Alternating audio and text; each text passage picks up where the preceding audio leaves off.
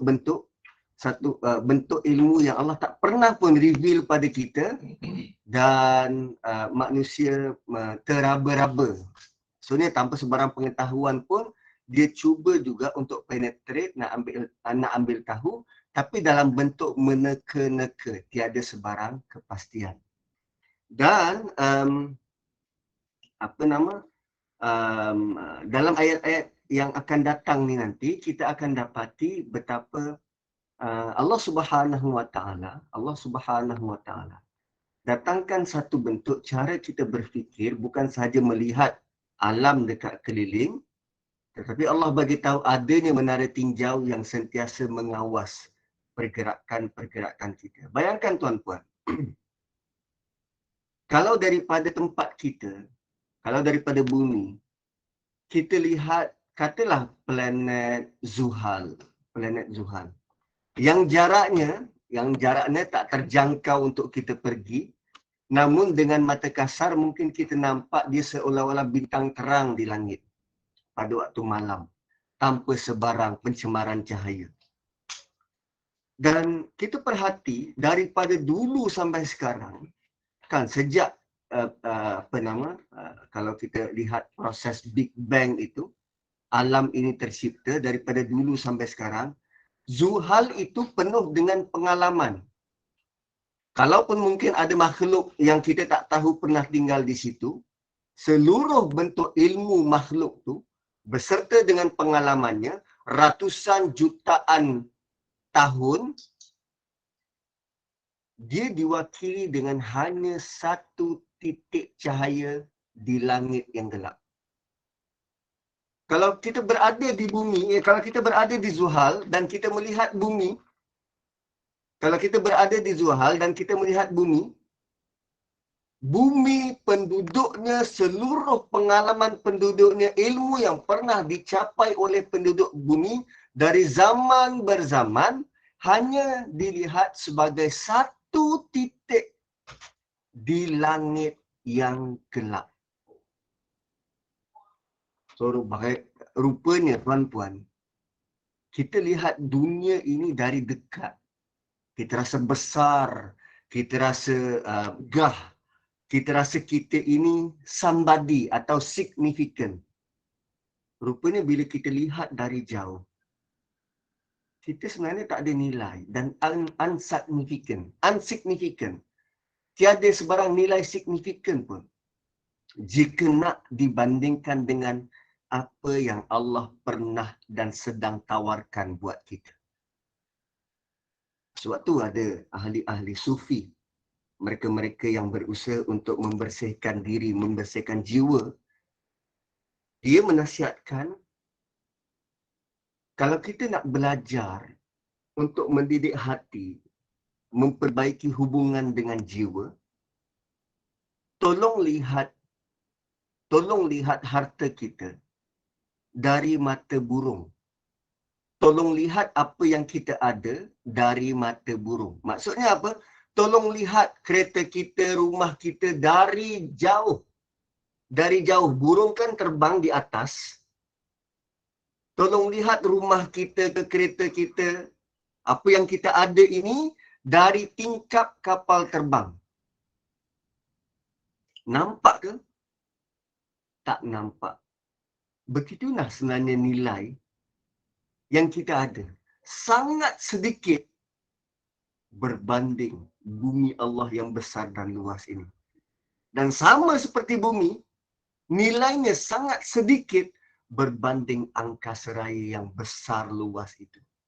Dan bila Allah kata, "Was-sama'i dzatil buruj", demi langit yang ada buruj, rupanya buruj itu dia bukan ciptaan sembarangan, tapi suatu yang besar yang Allah sediakan demi untuk melihat manusia. Ayat 12. Ayat 11 Allah tutup dengan zalikal fauzul kabir, dan kita sudah bird eye view, pandang dari mata burung. So kita akan rasa, kita akan mengurangkan keterikatan, kekaguman kita kepada harta benda kereta ke rumah ke, supaya mata kita ni tidak ditutupi dengan benda-benda itu. Sebab akhirnya, bila kita melihat harta benda kita dari dekat, kita dah tak nampak yang lain. Kita tak nampak hidup kita ni ada prioriti yang lebih penting berbanding nak kejar ada rumah, nak kejar kereta pertama, nak kejar rumah pertama. Begitu. So, bila kita tengok dari jauh, rupanya ada alam yang luas terbentang yang perlu disyukuri. Ada manusia-manusia yang lain yang perlu dibantu. Bukan hanya melihat circle kita atau apa yang kita nak, tetapi lebih kepada aku ni hamba kepada Allah. So, sejauh mana, sebanyak mana aku boleh beri manfaat kepada orang lain. So, zalikal fauzul kabir, kita dah kupas tentang fauz dan kenapa Allah guna fauz, kerana adanya daya tahan, daya kesabaran, daya tahan yang tinggi. Terutamanya bila kita melalui saat-saat ditindas, kezaliman, dizalimi dan seumpamanya. Inna batsha rabbika lasyadid. Allah bagi tahu pukulan Allah itu dahsyat. Batsha ni pukul. Kan batsha ni kalau dalam ayat yang lain batashtum jabbarin. Itu Allah cerita tentang satu kaum yang dia suka bergaduh. Dia suka bergaduh dan memang kaum tu kuat dari sudut tenaganya. Dan kalau dia bergaduh dengan melampau. Itu maksud inna batsha rabbika lasyadid. Batsha. Dan manusia ini, dia ni pertama dia melampau, dan sekarang Allah bagi tahu bahawa apa yang Allah sediakan, inna batsha rabbika lasyadid, azab yang Allah ada tu benar-benar keras. Dan kalimah batsha apabila maksudnya ialah bila kita pegang orang tu, bila kita tahan, bila kita pegang dengan kuat sehingga dia tak mungkin lepas dari genggaman kita. Itu maksud batsha. So Allah kata bila kami tahan kau nanti, dia tidak seperti manusia menahan manusia yang lain. Tak. Kekuatan Allah, kekuatan azab dari Allah ni akan menguasai 100% manusia. Inna batsha rabbika lasyadid. Dan Allah nak bagi tahu pada Nabi bahawa sungguh genggaman Allah sangat hebat. Dan Allah nak bagi tahu kalau Allah yang genggam takkan boleh lepas. Dan Allah nak bagi tahu Nabi bahawa nanti sampai satu masa Allah akan genggam, pegang orang kafir ini sehingga mereka takkan dapat lepaskan diri dari azab Allah. Tapi bayangkan tuan-tuan, surah ini surah Makkiyah. Dan kita tahu perjalanan surah Makkiyah ni getir. Nabi baru mula berdakwah secara terang-terangan. Dan sekarang Nabi sedang dapat feedback, dapat penolakan daripada orang-orang kafir. Dan waktu tu Nabi dalam kelompok minoriti. Ialah setelah 13 tahun berjuang di Mekah, hasil dakwah Nabi hanya sekitar 188 orang. Itu pun 72 dari Madinah.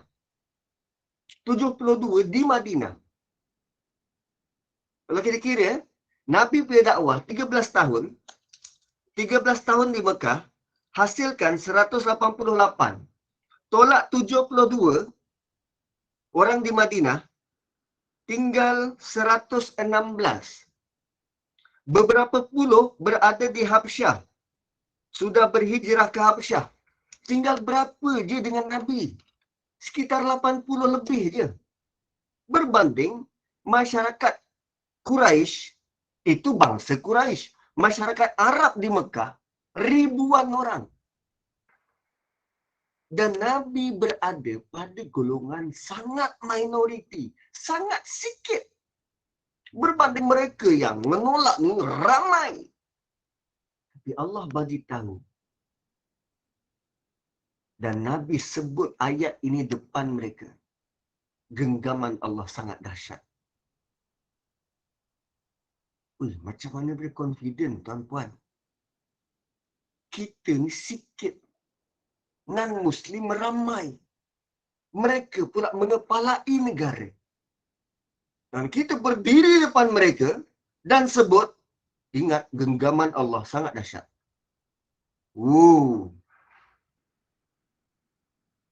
Apa level confident yang Allah letakkan pada jiwa Nabi sehingga boleh sebut begini depan orang kafir yang ternyata realitinya pada waktu itu lebih kuat, lebih ganas.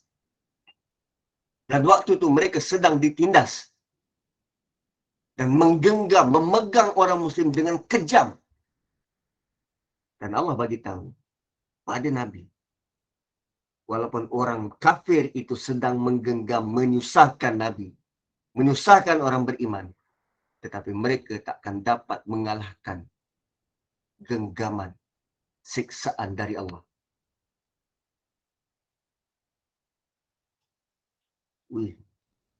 Tuan-puan, memadai ke satu ayat menghilangkan rasa gelisah di jiwa Nabi? Kalau kita lah di situ, Nabi baca ayat ni, hilang ke rasa gelisah kita? Realiti depan mata berbeza dengan apa yang ayat diterangkan.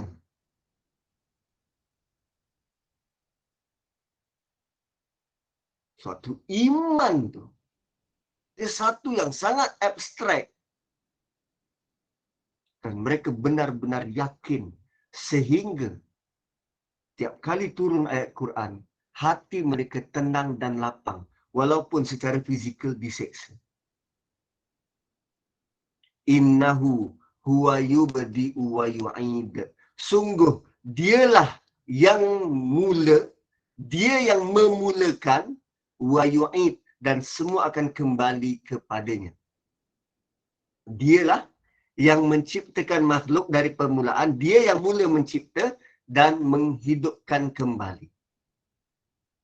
Lazimnya, dia yang memulakan dan dia yang mematikan. Tapi Allah tidak berhenti pada mematikan. Allah bagi tahu, kamu bukan sekadar mati, tapi kamu akan kembali kepada dia. Dan cuba tengok, innahu huwa. Innahu huwa yubdi'u. 3 kali. 3 kali Allah beri penekanan dia. Innahu, sesungguhnya dia, huwa, dia, yubdi'u, dialah yang memulakan. Sampai 3 kali Allah bagi tahu dia. Dia. Bahasa Melayu tak ada benda ni. Bahasa Arab. Kenapa sampai 3 kali Allah tekan? Sungguh dia yang memulakan. Dia dan hanya dia, tiada yang lain, semata-mata dia. Yubdi'u wa yu'id. Apa maksud dia tu? Kenapa sampai 3 kali? Why? Tuan-puan, kadang bila kita tertekan,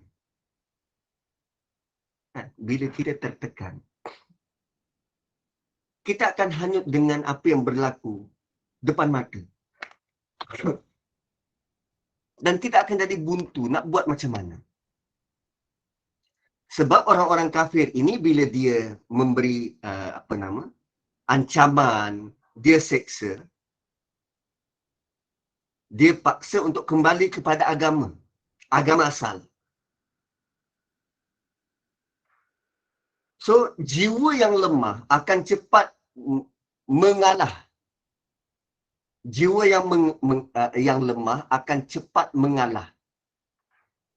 So, jiwa yang lemah ni perlu diberi penekanan demi penekanan demi penekanan supaya benar-benar terpasak dan benar-benar iman, benar-benar percaya.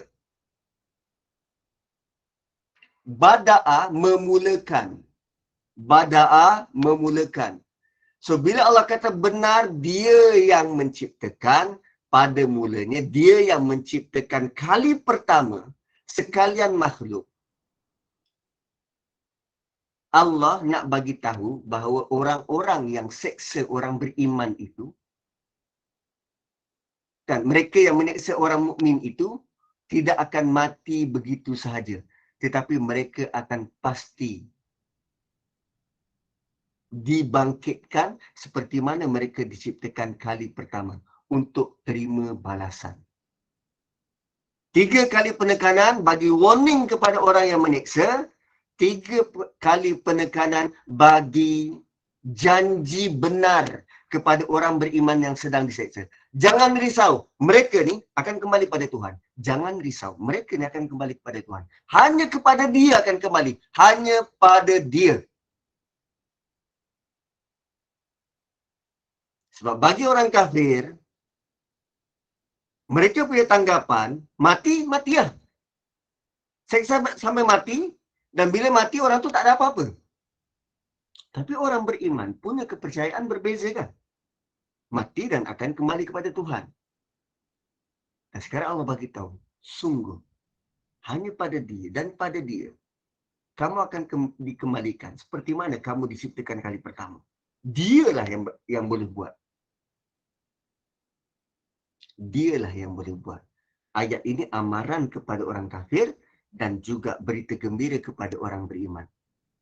Supaya keyakinan itu semakin bertambah. Wa huwal ghafurul wadud. Lazimnya disebut Azizul Ghafur. Tapi kali ini berbeza. Wa huwal ghafurul wadud. Dialah Maha Pengampun, lagi Maha Al-Wadud, affectionate. Al-Wadud, dia macam Ar-Rahman dan Ar-Rahim, Maha Pengasih.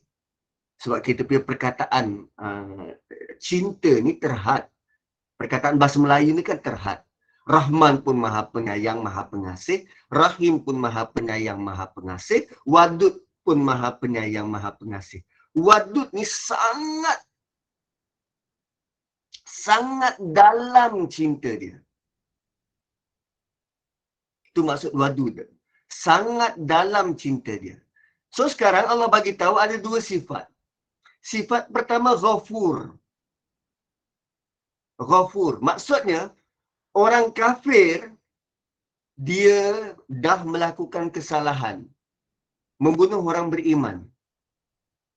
Tapi selagi mana mereka belum mati, mereka ada peluang untuk minta ampun.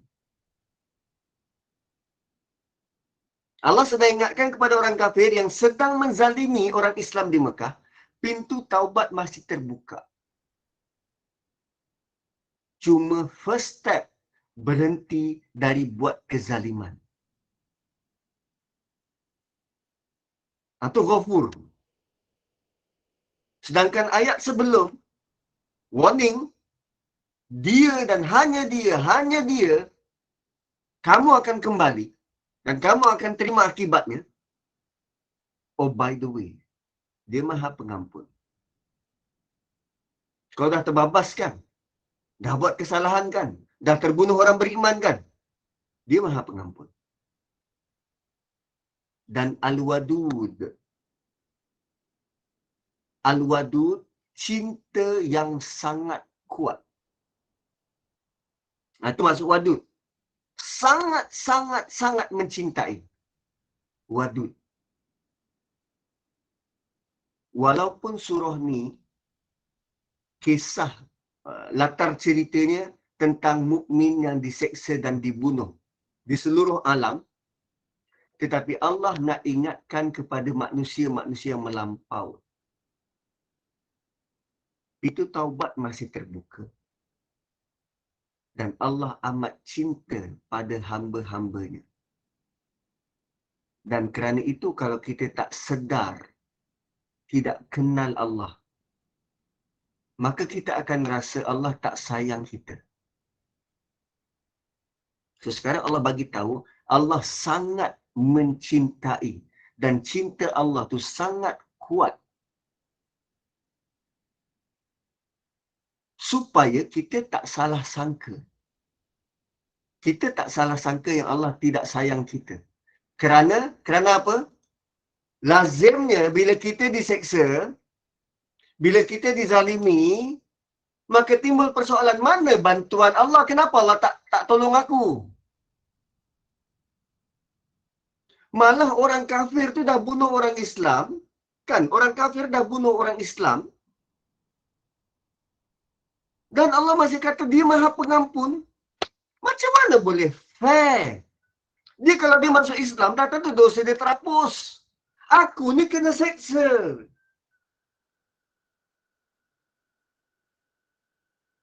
Oh ternyata, kita tak kenal Allah.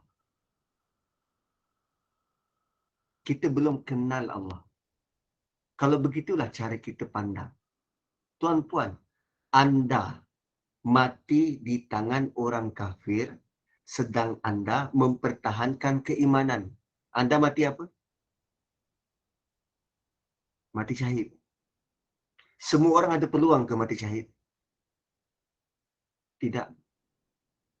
Dan anda boleh beri jaminan ke kalau anda tidak mati dalam keadaan macam tu, anda terus hidup dan boleh ada peluang untuk mati syahid?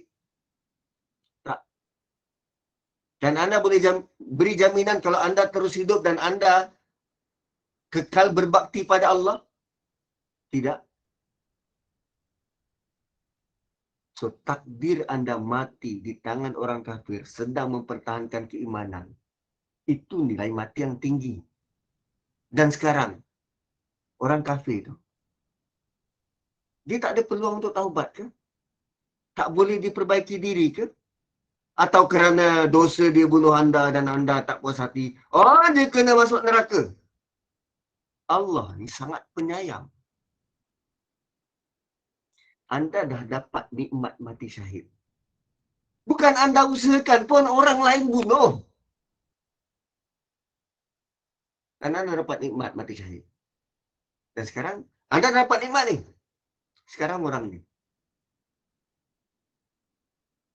boleh ke dia perbetulkan diri? Boleh? Ada chances. Pintu taubat belum terbuka. Dan pilihan tu di tangan dia. Kalau dia nak insaf dan menyedari dan bertaubat seperti mana yang berlaku pada siapa? Kublai Khan. Dia bunuh orang Islam di Baghdad. Dan lepas tu dia peluk Islam. Dan dia mengepalai bangsa Tatar. Dan bangsa itulah nanti keturunannya yang buka Konstantinopel. Turki. Wa huwal ghafurul wadud. Ada dalam ayat lain yang Allah kata, kami mudah je. Mudah bagi kami untuk ganti korang ni. Dengan satu generasi baru yang lebih baik daripada kamu. Mudah. Caranya, generasi sekarang dimatikan, hidup generasi baru. Yang lebih baik. So, itu bentuk kasih sayang Allah yang kadang kita tak nampak. Yang kita nampak adalah susahnya kita, sukarnya hidup kita, kita tertindas, kita begitu dan kita begini. Cuba kita keluar dari kehidupan kita, melihat di luar dari kehidupan kita, baru kita nampak. Oh, aku diberi ujian begini supaya aku lebih tabah, lebih matang, boleh beri panduan, pedoman pada orang lain. Kan orang-orang yang sekarang ni terhad pergerakan keuangannya kerana silap langkah. Sewaktu mula-mula kerja dulu, register untuk kredit kad. Lalu dia punya perbelanjaan luar kawal dan akhirnya isytiharkan muflis. Bukankah dia boleh come out kepada masyarakat? Kan bagi panduan kepada pemuda-pemuda yang baru nak hidup untuk berhati-hati. Dia boleh bagi nasihat sebab dia sudah pun melalui jalan itu. Masih boleh bagi kebaikan kan? Walaupun kita nampak satu sudut kita dalam keadaan tertekan. Wahuwal ghafurul wadud. Allah Maha Pengampun dan sangat sayang kepada kita. So sama ada orang Islam tertindas, orang kafir menindas, itu bukan alasan untuk sangka buruk pada Allah, tidak. Kerana Allah bagi tahu dia Maha Pengampun dan dia sangat penyayang. Zul Arshil Majid. Dia memiliki arash yang tinggi kemuliaannya. Zul Arshil Majid. Dia memiliki arash. Tuan-puan tahu ke arash tu apa? Tahu tak arash tu apa? Arash ni, sekejap kita tengok singgah sana Istana Negara. Sekejap, saya buka image.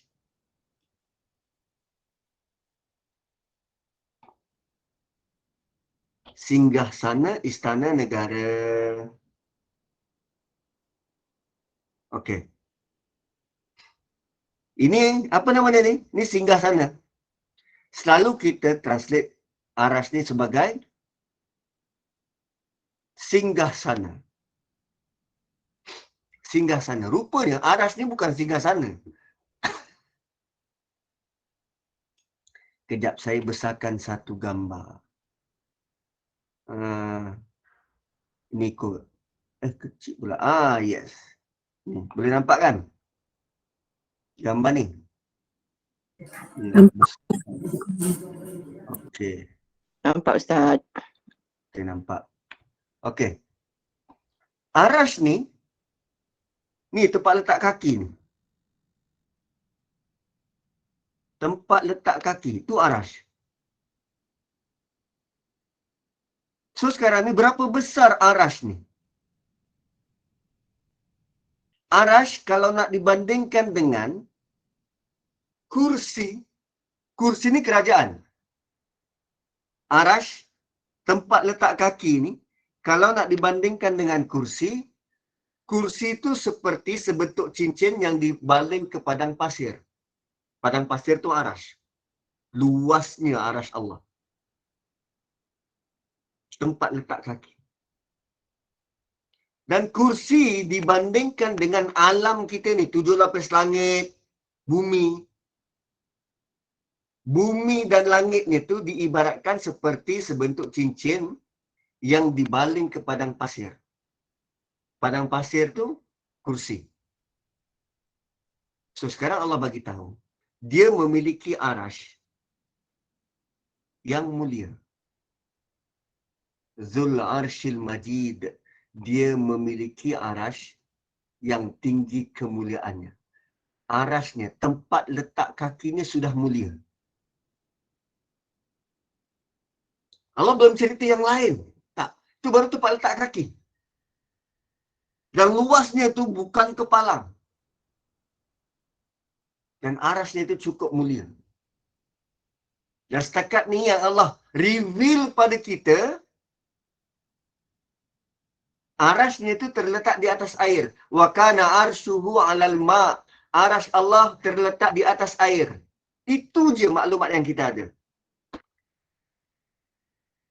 Tak lebih, tak kurang. Tempat letak kaki. Mulianya. Tinggi dan mulia. Allah ada itu. Ada arash. Fa'alul lima yurid. Allah berkuasa buat apa yang dia nak. Allah berkuasa buat apa yang dia nak. So basically 12 sampai 16. 12 sampai 16. Allah bagi peringatan. Peringatan, amaran kepada orang-orang yang menindas dan berita gembira kepada yang ditindas. Kepada penindas, this is Allah. Ini kemampuan Allah. Baca rabbika lasyadid huwa yubdi wa yu'id wa huwal ghafurul wadud dzul arsyil majid fa'alul lima yurid. Dia boleh buat apa yang dia nak. Dan untuk yang ditindas juga ini berita gembira. Jangan dirisau. Yang menjadi wali kepada engkau, yang menjadi pembantu penolongmu, yang backup engkau ni, Batsha rabbika lasyadid huwa yubdi wa yu'id wa huwal ghafurul wadud dzul arsyil majid fa'alu lima yurid. Sebab lazimnya penindas rasa dia lebih mulia dari yang ditindas. Dan dia rasa dia boleh buat apa sahaja. Kan berapa ramai made Indonesia yang dizalimi di negara kita, yang tak dapat pembelaan sewajarnya. Kenapa berlaku? Sebab yang menindas rasa dia lebih mulia. Dia boleh buat apa sahaja. Dan sekarang Allah bagi tahu tak. Fa'alul lima yurid. Allah berkuasa buat apa yang dia nak. Mentang-mentang kau majikan, kau rasa kau boleh buat apa yang kau suka. Sekarang kau kena tahu, Allah berkuasa buat apa yang dia nak. Dan kemudian Allah bagi tahu, hal ataka hadisul junud. Dah sampai ke berita tentang pasukan-pasukan yang punya ketumbukan ketenteraan, pasukan-pasukan, batalion tentera. Sudah sampai ke cerita mereka? Kaum yang memiliki pasukan tentera yang teratur, Fir'auna wa Samud. Kaum mana yang ada pasukan tentera? Fir'aun dan Samud. Majikan-majikan di Malaysia yang menzalimi pembantu rumah Indonesia ke penama Filipina ke Kemboja ke, mereka tak ada pasukan tentera. Sekarang Allah bagi tahu, dulu ada pasukan tentera. Negara yang diketuai oleh jeneral tentera. Kalau dalam dunia sekarang Mesir, ketua negara dia jeneral tentera. So dulu ada kaum yang diketuai oleh tentera. Fir'aun dan Samud. Sebab bila dia ada kekuatan tentera, mereka rasa tak ada kuasa boleh kalahkan mereka. Malah kalau Fir'aun tu, Allah gelar Zil Autad. Wa Fir'auna Zil Autad. Tu dekat surah Fajr. Alladzina taghaw fil bilad. Wa Fir'auna Zil Autad. Sebelum tu Samud, tentang Samud. Allah gelar Fir'aun yang mempunyai kemah. Fir'aun empunya kemah. Macam tu. Punyalah ramai tentera dia. Bila dia pergi ekspedisi ke satu-satu tempat, kawasan tu penuh dengan kemah. Sehingga Allah gelar Fir'aun yang empunya kemah. Sebab ramainya tentera yang berkemah. Malaysia tak ada. Tak ada gelaran macam tu. Amerika tak dapat gelaran macam tu. China tak dapat gelaran macam tu. Allah bagi gelaran pada Fir'aun. Fir'aun Nazil Autad. Punya hebat ketenteraan dia. Sebab tu dia rasa dia besar. Sebab tu dia rasa dia boleh buat apa yang dia nak. Dan cuba bayangkan. Fir'aun yang begitu berkuasa, ada kekuatan tentera yang tak terkalah pada zaman dia, punya seorang isteri yang beriman. Punya seorang isteri yang beriman. Apa rasa isteri dia Sehingga Allah letak dalam surah Tahrim betapa isteri dia setiap hari mohon perlindungan dari kezaliman suami dia. Dan isteri itu, berapa punya level dia rasa tertindas bila berdepan dengan suami, bila bergaul dengan suami dia.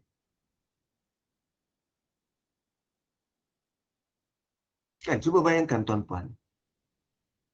Suami dia Firaun. Kalaulah suami dia bully dia, sepak dia, terajang dia, sakiti dia, dia nak report pada siapa? Nak report pada polis, polis di bawah Firaun. Nak report pada tentera, tentera bawah Firaun. Nak report pada SPRM, SPRM bawah Firaun. Kalau waktu tu ada SPRM lah. Nak report pada apa? Kementerian Wanita, Kementerian Wanita bawah Firaun. Dan isteri ini, dia punya doa, Rabbi bnili indaka baitikal jannah. Rabbi bnili indaka baiti fil jannah. Ya Allah, binakan bagiku di sisimu sebuah rumah di syurga. Dia sedang tinggal dalam istana, tapi dia mengimpikan sebuah rumah. Tapi bukan rumah itu pun menjadi keutamaan dia. Yang utama ialah di sisimu, ya Allah. Aku tak nak tempat lain. Aku nak di sisimu. Nak berjiran dengan engkau. Dan sekarang Allah bagi tahu pada kita tentang suami dia. Seorang yang sangat berkuasa dengan ketenteraan. Dan semua itu Allah bagi. Kekuasaan itu Allah bagi.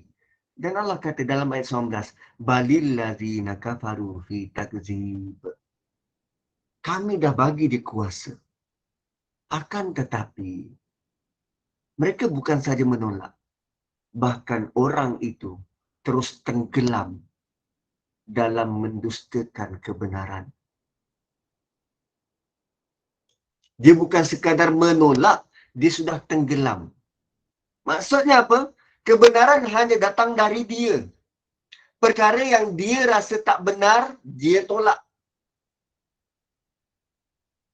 Tuan-puan, kita boleh jadi mini Firaun.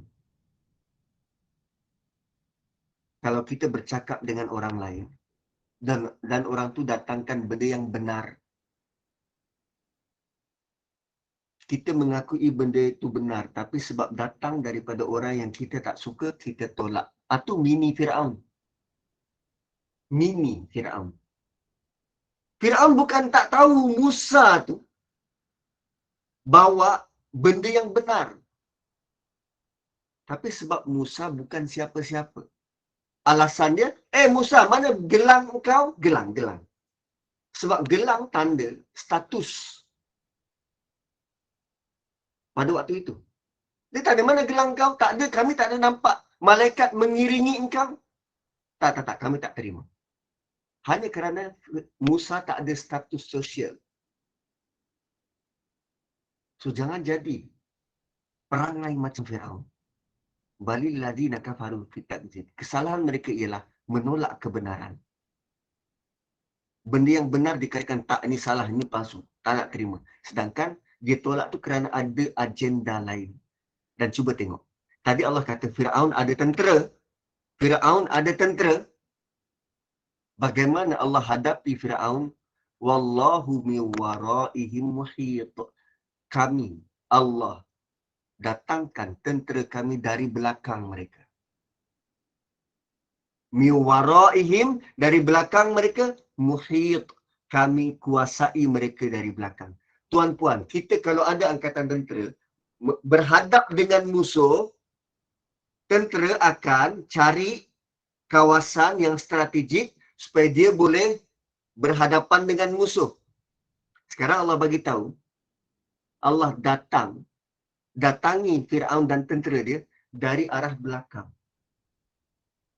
Arah belakang ialah arah yang tak pernah terfikir dan arah paling lemah.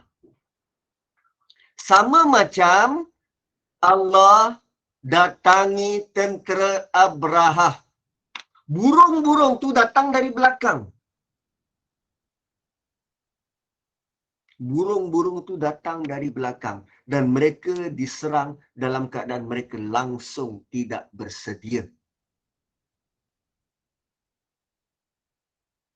Dan ayat ini kita perlu lihat bukan sahaja ditujukan kepada Firaun. Kita ni banyak kelemahan, tuan-puan. Kita ni banyak lompong. So, jangan sampai kelemahan kita ini bakal jadi alasan agar kita layak masuk neraka. Jangan sampai macam tu. Sebab tu Allah bagi tahu, bal huwa Qur'anum Majid. Bahkan Quran itu mulia. Fi lauhim mahfuz. Allah tutup dengan Quran. Why? Kalau kita benar faham Quran, belajar Quran, dan kita beri tumpuan pada Quran yang banyak tanda-tanda dari Allah, kita boleh elakkan dari bersikap macam Firaun dan bakal diserang dari belakang. Kita mungkin akan ditindas. Tapi percayalah, backup kita ialah Allah Subhanahu wa Ta'ala. Di awal Allah bagi tahu tentang bagaimana ada kaum yang kuat dan besar menindas kaum yang lebih lemah, Ashabul Ukhdud. Di akhir Allah bagi tahu tentang adanya Firaun dan tentera dia dan bagaimana Allah mengalahkan dan menewaskan Firaun. Kemudian Allah tutup dengan dua parable, dua ayat yang menyatakan bal huwa Qur'anum Majid. Cuba tengok, Allah guna sekali lagi perkataan Majid sama seperti Dzul Arshil Majid. So, kalau anda nak tahu kemuliaan Quran, dia terhasil daripada kemuliaan Arash Allah. Arash digunakan ada alif lam. Yang paling tinggi dan mulia. Yang paling tinggi dan mulia. Quran, dia dapat tempias kemuliaan itu.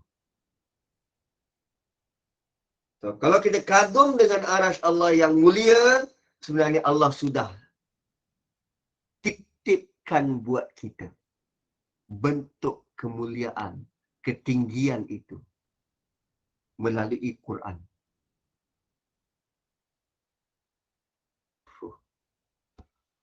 So, begitulah bagaimana Allah nak kita melihat bahawa orang benci kita. Orang benci kita.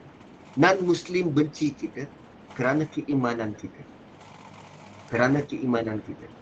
Allah bagi tahu pada Nabi pada waktu itu, mereka dibenci kerana keimanan.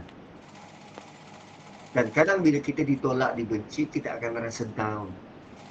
Maka bacalah Quran. Kerana di situ ada nilai-nilai yang memuliakanmu dan meninggikan statusmu.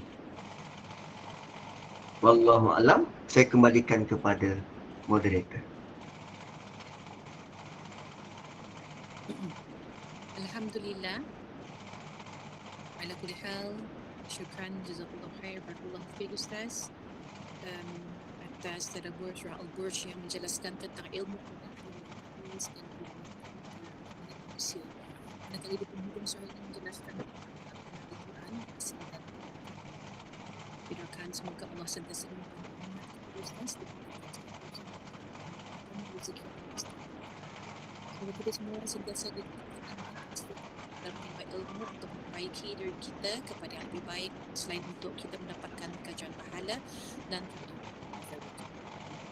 bukan jaziran perusahaan berhasil menjelaskan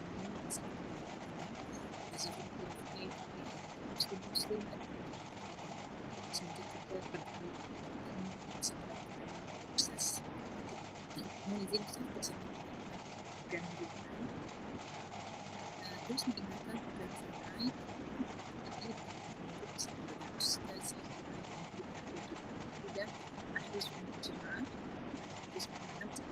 Ustazah Humairah iaitu dengan Tadaki GYI, dan pada pukul 9.15 malam iaitu kuliah Isyak bersama dengan Ustaz Alien Aminin bin Muhammad Saleh dengan Presiden.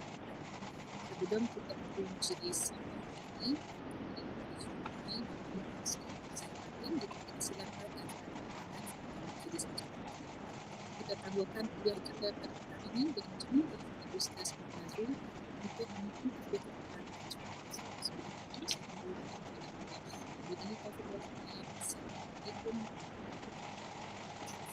Subhanakallahumma bihamdik nashhadu an la ilaha illa anta wa nastaghfiruka wa natubu ilaik.